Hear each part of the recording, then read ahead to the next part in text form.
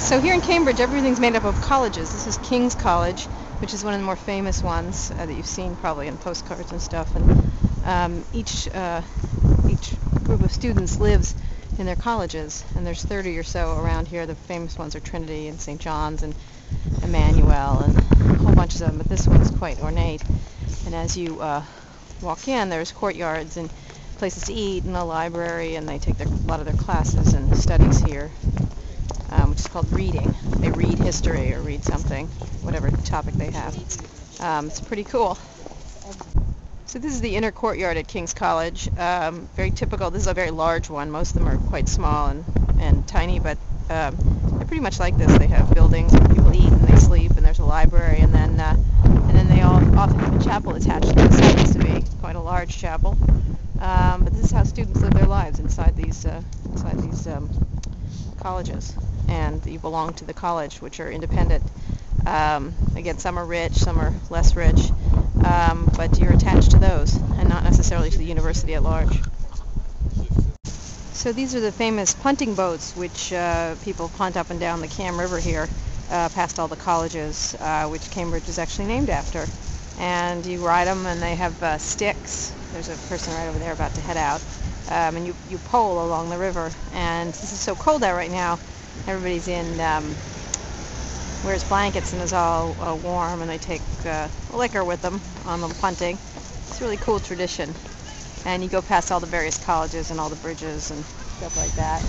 And, the river has locks that you can punt back and forth and all over the place. It's really very charming. So we're here at the Judge Institute of Management Studies at Cambridge University. It's a new business school, and it has just about 150 students in it, and it's in an old hospital, a building that they renovated here, which is kind of cool. And this is where we're going to do our sessions, discussing Silicon Valley entrepreneurialism with the students here who are very interested in it.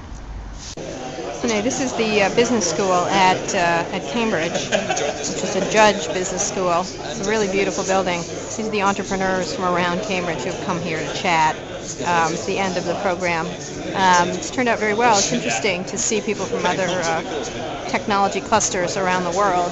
This building is kind of cool.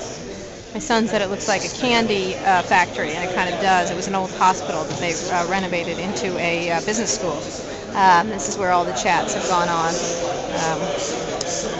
over the past few days, which I think have been useful on both sides. It gives us a more global perspective, definitely companies I had never thought of, and gets the insights from the Silicon Valley people. And what's interesting is they're much more interested in mobile, and they think we're Facebook and social networking obsessed, which is entirely true. Okay, introduce yourself. Oh, you want to film me? Yes, indeed. Okay, I'm John Snyder from Grape Shots, based here in Cambridge. We do behavioural technology to optimise click-through rates. We're getting about 1,000 to 2,000% improvements compared to Wow. So tell me, what's it like to operate in Cambridge versus what are you learning about? What's it like here versus a Silicon Valley kind Well, we've got great engineering talent, so I think our algorithms, our real technology is actually incredibly strong.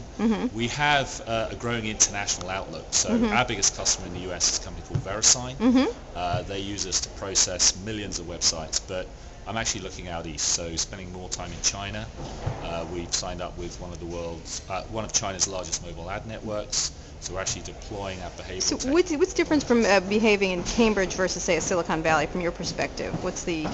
I think Silicon Valley, it seems like everyone's very well networked. We were talking about venture capitalists almost creating the story, the element of conspiracy about lining the deals up and building those relationships. I think we lack that degree of intensity of relationship.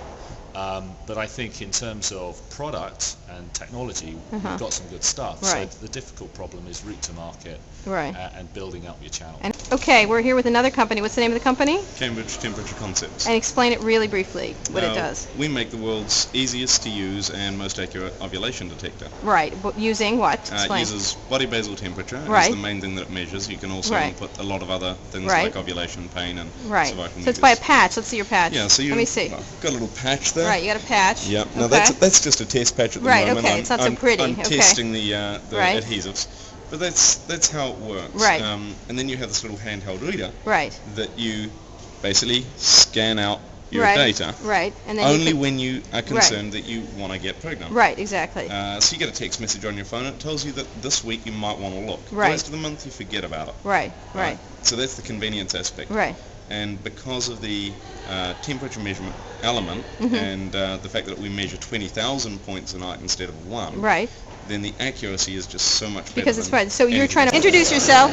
Okay, Bango's a company that works. What's your name first? I'm Ray Anderson, CEO of Bango. Okay, Bango. Like the name. What does it do? It's a company that helps people who've got mobile content get it out to users who've got internet-enabled mobile phones. So here in the UK, that's a big deal in Europe because they use mobile phones. That's right. So we have about 25 million users around the world, and about several thousand customers. So we have big guys like Disney, Universal, Sony, BMG, News Corporation at the top end, and then we have middle-sized companies, but excitingly we have lots of very, very small companies who are using us to get content out to mobiles. So what kind of content would it be? All forms, pictures, videos, all genres, music. Now the US market's not as big in the mobile space as Europe is, for example. It's big, but it has a different model. In the US, the carriers are much more controlling about what goes on. Really? We hadn't noticed, We call them the Soviet ministries there. Exactly. So you've obviously, you've written lots of interesting articles about indeed. that. Exactly. No, stay right there. You guys. So how's it going here at Cambridge? It's going well. Ellen Levy, Sherry, introduce yourself. Sherry Q2, serial entrepreneur. So how do you think this went, this little interaction between Silicon Valley and Cambridge? I think it went well. Why?